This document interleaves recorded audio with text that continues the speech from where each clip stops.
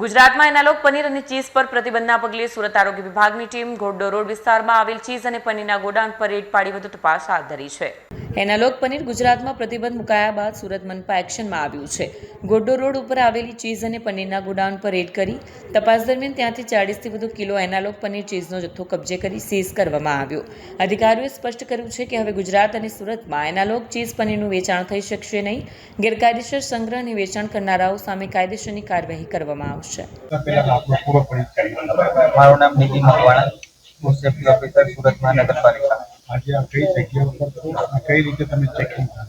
અઠવા ઝોનમાં રામચોક નજીક આવેલ એક પનીર ડેરી કન્ટેક્સમાં એનાલોગ પનીર, બટર અને ચીઝ ત્યાં સંગ્રહ કરતા હોય છે તેવી એક સંસ્થા છે જેની સ્થળ તપાસ કરવામાં આવેલ છે।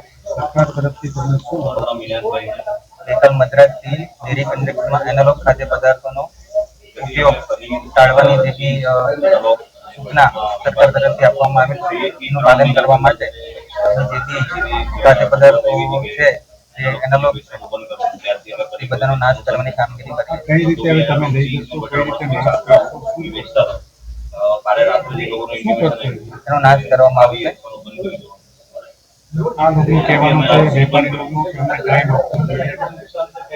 એમાં સરકાર સાહેબની જે રીતનો આદેશ મળશે એ પ્રમાણે આગળ કાર્યવાહી કરવામાં આવશે।